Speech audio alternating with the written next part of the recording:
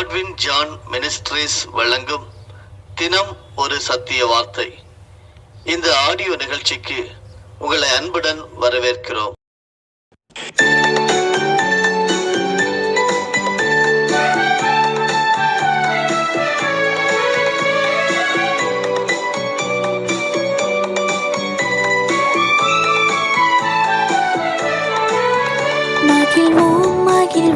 தினமாக மகிழ்வோம், இயேசுராஜன் நம் சொந்தமாயினார்.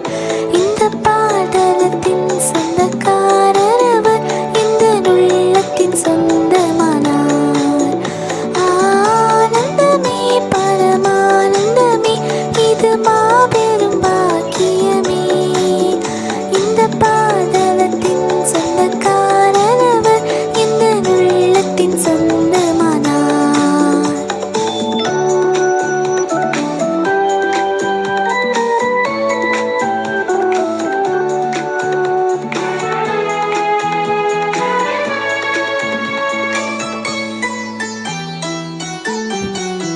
சின்னஞ்சிறு வயதில் என்னை குறித்து விட்டார், தூரம் போயினும் கண்டு கொண்டார்.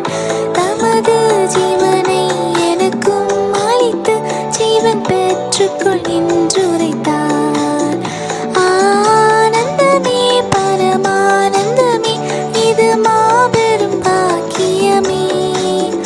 இந்த பாடலத்தின் சொந்தக்காரர் அவர், இந்த உள்ளத்தின் சொந்தமானார்.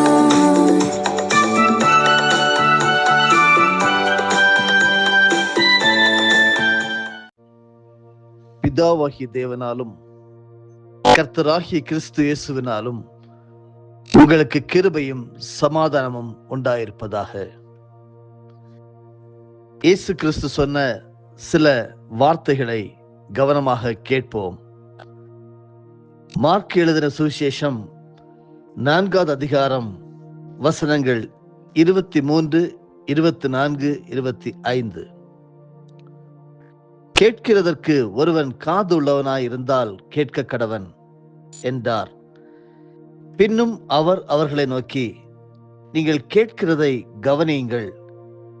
எந்த அளவினால் அளக்கிறீர்களோ அந்த அளவினால் உங்களுக்கும் அளக்கப்படும். கேட்கிற உங்களுக்கு அதிகம் கொடுக்கப்படும். உள்ளவன் எவனோ அவனுக்கு கொடுக்கப்படும், இல்லாதவன் எவனோ அவனிடத்தில் உள்ளதும் எடுத்துக் கொள்ளப்படும் என்றார். ஜெபம் செய்வோம். அன்பும் இரக்கமும் உள்ள பரம தந்தையே, ஆண்டவராகிய இயேசு கிறிஸ்துவ நாமத்தில் உம்மிடம் வந்து நிற்கிறோம். இந்த புதிய நாளின் காலை வேளைக்காக உமக்கு நாங்கள் நன்றி செலுத்துகிறோம். எங்களை ஒருமுகப்படுத்தி இந்த இடத்திற்கு எங்களை அழைத்து கொண்டு வந்தீரே, உமக்கு கோடான கோடி ஸ்தோத்திரம்.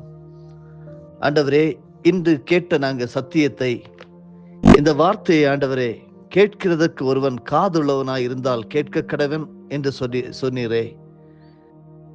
ஆண்டவரே, கேட்கிற எங்களுக்கு அதிகம் கொடுக்கப்படும் என்று சொல்லியிருக்கிறீரே, நன்றி செலுத்துகிறோம்.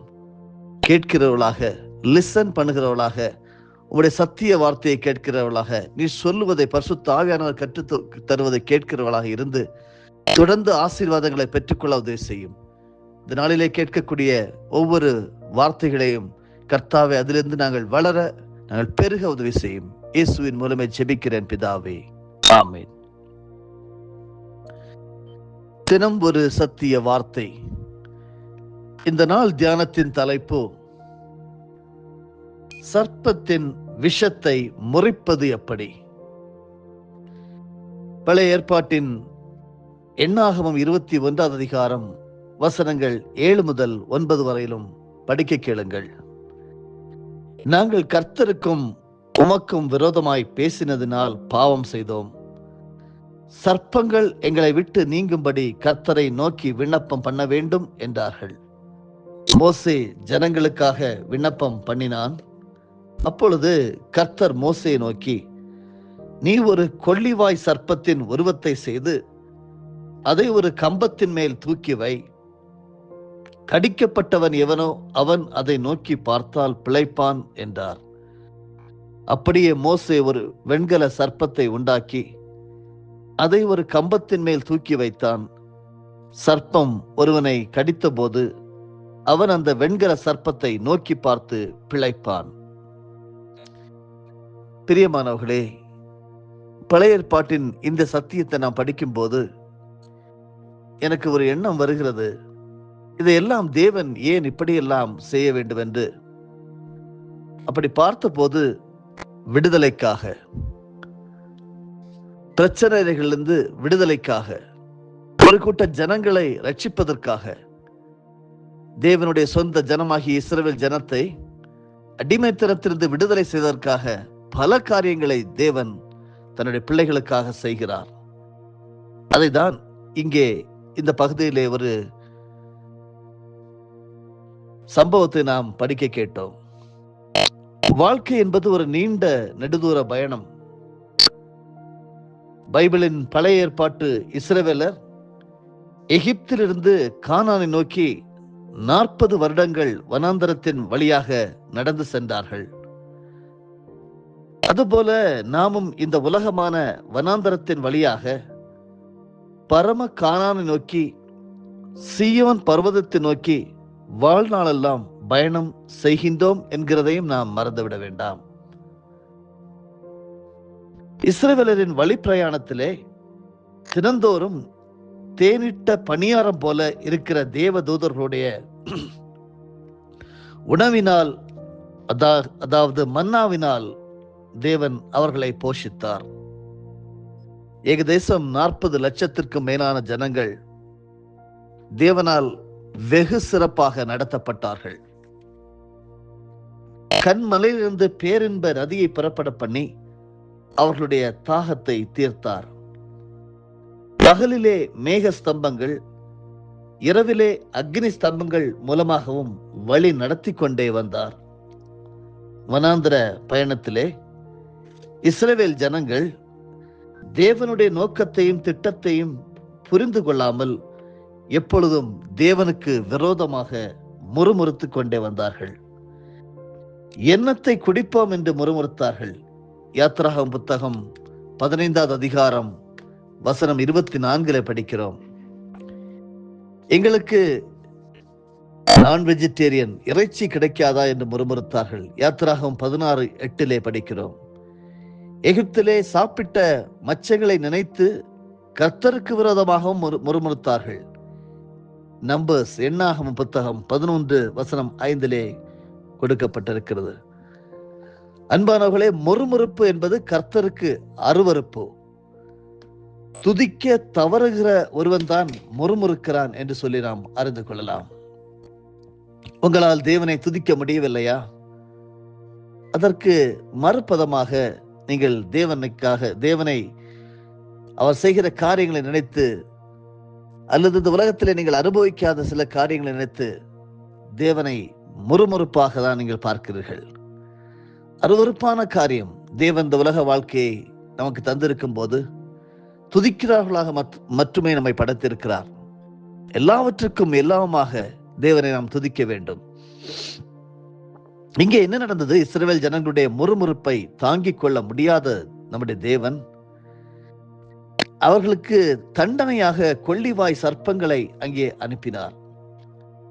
ஆங்கிலத்திலே அந்த கொள்ளிவாய் சர்ப்பங்களுக்கு தீ கக்கும் பாம்புகள் என்று மொழிபெயர்க்கப்பட்டிருக்கிறது. அதனுடைய கொடூரமான பற்கள் தோலில் துளையிட்டு ஆழமாய் இறங்கும் போது அதனுடைய விஷம் தீ கக்குவது போல நரம்புகளிலும் எலும்புகளிலும் ஓட ஆரம்பிக்கும். வனாந்தரத்திலே எங்கே ஓடி அடைக்கலம் புக முடியும்? விஷப்பாம்பின் விஷத்தை முறிப்பது எப்படி? மரணத்துக்கு தப்புவது எப்படி? அப்பொழுது இஸ்ரவேலர் சொல்லுகிறார்கள், நாங்கள் கர்த்தருக்கும் உமக்கும் விரோதமாய் பேசினதினால் பாவம் செய்தோம். அன்பானவர்களே, உணரக்கூடிய சில நேரங்களாக நம்முடைய வாழ்க்கை இருக்கட்டும். மோசேயை பார்த்து சொல்லுகிறார்கள், நாங்கள் கர்த்தருக்கும் உமக்கும் விரோதமாக பேசினதினால் பாவம் செய்தோம். அநேகர் பேச்சினாலே பாவம் செய்கிறதை நாம் இன்றைக்கும் வாழ்க்கையிலே பார்த்து கொண்டிருக்கிறோம். சர்ப்பங்கள் எங்களை விட்டு நீங்கும்படி கர்த்தரை நோக்கி விண்ணப்பம் பண்ண வேண்டும் என்றார்கள். மோசே என்கிறவன் இந்த இஸ்ரவேல் ஜனங்களை வெகு சிறப்பாக நடத்தினவர் மாபெரும் தலைவன்.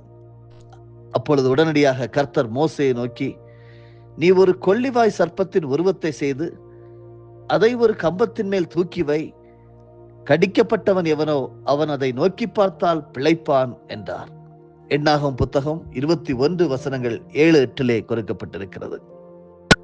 அன்பானவர்களே, இயேசு கிறிஸ்து இந்த பூமிக்கு வந்தபோது அதே சம்பவத்தை ஞாபகப்படுத்தினார்.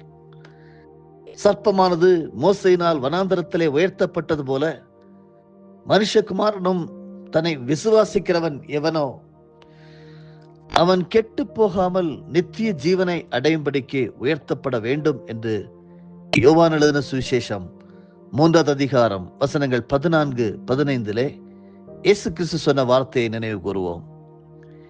யார் யார் மோசேயின் வார்த்தைகளுக்கு செவிசாய்த்து நம்பிக்கையோடு வெண்கல சர்ப்பத்துக்கு நேராய் கண்களை ஏறெடுத்தார்களோ அத்தனை பேர்களுடைய சரீரத்திலே கிரியை செய்த பொல்லாத விஷம் முறிந்தது என்று சொல்லி நாம் படிக்க முடிகிறது. புதிய ஏற்பாட்டிலே உயர்த்தப்பட்ட இயேசு கிறிஸ்துவை நோக்கி பார்க்கும்போது பாவம் என்னும் கொடிய விஷம் மாறி நாம் அனைவருக்கும் நித்திய ஜீவன் உண்டாகிறது. பாவ மன்னிப்பும் இரட்சிப்பின் சந்தோஷமும் இயேசு கிறிஸ்துவால் வருகிற ஆசீர்வாதங்கள். யோவான் 10:10 ஆண்டவர் சொன்ன ஒரு வார்த்தையை பாருங்கள். நான் ஜீவன் உண்டாயிருக்கவும் அந்த ஜீவன் பரிபூர்ணப்படவும் வந்தேன் என்றார் இயேசு. அது பரிபூர்ணமான நித்திய ஜீவன், ஆவி ஆத்மா சரீரத்திற்கு பூரணமான ஜீவன். உயர்த்தப்பட்டது என்ற வார்த்தை அற்புதமான ஒரு வார்த்தை. அருமையானவர்களே, இயேசு கிறிஸ்து 2 விதங்களிலே உயர்த்தப்பட்டார். ஒன்று, சிலுவையிலே அவர் உயர்த்தப்பட்டார். மற்றது, மகிமையிலே பரலோகத்திற்கு ஏறி சென்று பிதாவின் வலது பார்சத்திற்கு உயர்த்தப்பட்டார். சிலுவையிலே அவர் உயர்த்தப்படுவதை குறித்து, நீங்கள் மனுஷகுமாரனை உயர்த்தின பின்பு நானே அவர் என்றும் நான் என் சுயமாய் ஒன்றும் செய்யாமல் என் பிதா எனக்கு போதித்தபடியே இவைகளை சொன்னேன் என்றும் அறிவீர்கள் என்று யோவான் 8:28 கொடுக்கப்பட்டிருக்கிறது. நான் பூமியிலிருந்து உயர்த்தப்பட்டிருக்கும் போது எல்லாரையும் என்னிடத்தில் இழுத்துக் கொள்ளுவேன் என்று யோவான் 12:32 படிக்கிறோம். அன்பானவர்களே, இயேசுவை சிலுவையிலே நோக்கி பார்க்கிறவர்கள் தான் பரலோக மகிமையிலே காணப்படுவார்கள். சிலுவை இல்லாமல் சிங்காசனம் இல்லை. சிலுவைக்கும் நித்திய ஜீவனுக்கும் பிரிக்க முடியாத ஒரு இணைப்பு இருக்கிறது. சர்ப்பத்தின் தீண்டுதலால் உயிர் பிழைக்கும்படி கர்த்தர் சொன்ன ஆலோசனை மிகவும் மிகவும் எளிதானது. உயர்த்தப்பட்ட வெண்கல சர்ப்பத்தை நோக்கி பார்க்க வேண்டும், அவ்வளவுதான். அதுபோல ரட்சிப்பை பெறுவதற்கு கர்த்தர் கொடுத்த ஆலோசனையும் எளிதானது. பூமியின் எல்லை எங்கும் உள்ளவர்களே, என்னை நோக்கி பாருங்கள், அப்பொழுது ரட்சிக்கப்படுவீர்கள் என்று சொன்னார். ஏசாயா தீர்க்கதரிசியின் புஸ்தகம் 45வது அதிகாரம் வசனம் 22 படிக்கிறோம். ஆண்டவராக இயேசு கிறிஸ்து சொன்ன சில வார்த்தைகள் பாருங்கள். மத்தேயு 11 வசனங்கள் 29-30 என் நுகத்தை உங்கள் மேல் ஏற்றுக்கொண்டு என்னிடத்தில் கற்றுக்கொள்ளுங்கள், உங்கள் ஆத்துமாக்களுக்கு இளைப்பாறுதல் கிடைக்கும். என் நுகம் மெதுவாயும் என் சுமை லகுவாயும் இருக்கிறது என்றார். அன்பானவர்களே, பஸ்ஸில் பிரயாணம் பண்ணும்போது பல காரியங்கள் நம்மை விட்டு வேகமாய் கடந்து போகிறதை காண முடியும். மரம், செடி, கொடிகள் வேகமாக ஓடுகின்றன. வினாடி, நிமிடங்கள், மணிகள், மாதங்கள், வருடங்கள் வேகமாய் ஓடுகிறது. நம்முடைய பலன், ஆரோக்கியம், செல்வம் எல்லாம் நம்மை விட்டு ஓடுகின்றன. நம் நண்பர்கள், இனத்தவர்கள், உறவினர்கள் பலரும் பாவ பழக்கங்களினாலும் சாத்தானாலும் தீண்டப்பட்டு நம்பிக்கை இல்லாமல் மரித்திருக்கிறார்கள். இனி கொஞ்ச நாள் பூமியிலே வாழுவேன் என்று யாராலும் மார்த்தட்ட முடியுமா? நான் மரித்தாலும் என்றும் வாழ்வேன் என்று உறுதி சொல்ல முடியுமா? ஒரே தரம் மரிப்பதும் பின்பு நியாய தீர்ப்பு அடைவதும் மனுஷருக்கு நியமிக்கப்பட்டிருக்கிறது என்று எபிரேயர் 9 வசனம் 27 மறந்துவிட வேண்டாம். ஆண்டாண்டு காலம் அழுது புலம்பினாலும் மாண்டோர் மீண்டும் வருவார்களோ? அருமையானவர்களே, இன்று உங்களுடைய பிரயாணம் நிறுத்தப்படும் என்றால் நித்தியத்தை எங்கே செலவழிப்பீர்கள்? இஸ்ரவேல் ஜனங்களால் அந்த பாம்புகளுக்கு தப்பித்துக் கொள்ள முடியவில்லை. எங்கே ஓடி அடைக்கலம் தேடுவது? கானல் நீர்தான் தெரிகிறது. அந்த கானல் நீருக்குள் இறங்கி சர்ப்பத்திலிருந்து தப்ப முடியுமோ? இன்றைக்கு மனிதர் கானல் நீர் போன்று தோன்றுகிற இச்சைகளை நோக்கித்தான் ஓடுகிறார்கள். அது மாயையான நீர். அது உள்ளத்தை ஒருபோதும் திருப்தி படுத்தாது. அருமையானவர்களே, இன்றைக்கு ஜனங்கள் மனக்குருடர்களாக, விஷம் நீங்கும் வழி தெரியாதவர்களாக பல அவதாரங்களை நோக்கி ஓடுகிறார்கள். மனித தெய்வங்கள் என்று தங்களை அழைத்துக் கொள்கிற போலி சாமியார்களை நோக்கி ஓடுகிறார்கள். புண்ணிய ஸ்தலங்களை நோக்கி ஓடுகிறார்கள். ஐயோ ஐயோ, அவைகள் எல்லாம் கானல் நீர். மாயை மாயை, எல்லாம் மாயை. தொடர்ந்து சர்ப்பத்தின் விஷத்தை முறிப்பது எப்படி என்கிற சத்தியத்தை பரிசுத்த ஆவியானவர் நமக்கு கற்றுத் தருவாராக. தேவனுடைய பிரசன்னம் உங்களை ஆளக்கடவது. ஆமேன். அன்பின் பரலோக தந்தையே, ஒருமுறை கூட நம்முடைய பாதத்திலே நாங்கள் சரணடைகிறோம். இந்த உலகத்திலே நாங்கள் என்ன கேட்கிறோம் என்பது முக்கியம் அப்பா. என்ன பேசினோம் என்கிறது முக்கியம். பேசிக்கொண்டிருக்கிற வார்த்தைகள் உம்மை புண்படுத்துவதாக, காயப்படுத்துவதாக இருக்கக்கூடாது ஐயா. மன்னிக்க வேண்டுமே. இச்சைகளுக்கு நாங்கள் விலகி ஓட வேண்டுமே. பாவங்களுக்கு எங்களை விலக்கி காத்துக்கொள்ள வேண்டுமே. கர்த்தாவே, நீர் எங்களுக்கு உதவி செய்ய வேண்டுமாய் உம்மோடு நாங்கள் செபிக்கிறோம். சர்ப்பத்தின் விஷத்தை எப்படி முறிப்பது என்று சொல்லி கர்த்தர் கற்றுத் தந்து கொண்டிருக்கிறீர். இயேசு கிறிஸ்துவாகிய உம்மை நாங்கள் நோக்கி பார்த்தால் போதும். வாழ்க்கை சீராகும். உம்மை நாங்கள் மகிமைப்படுத்துவோம். அப்படி ஒரு நல்ல நாளாக, ஆசீர்வாதத்தின் நாளாக எங்கள் ஒவ்வொருவருக்கும் அமையட்டும். இயேசுவின் மூலமே செபிக்கிறேன் பிதாவே. ஆமேன். என் ஆத்துமாவே கர்த்தரை ஸ்தோத்தரி, என் முழு உள்ளமே அவருடைய பரிசுத்த நாமத்தை ஸ்தோத்தரி. என் ஆத்துமாவே கர்த்தரை ஸ்தோத்தரி, கர்த்தர் செய்த சகல உபகாரங்களையும் மறவாதே. ஆமேன்.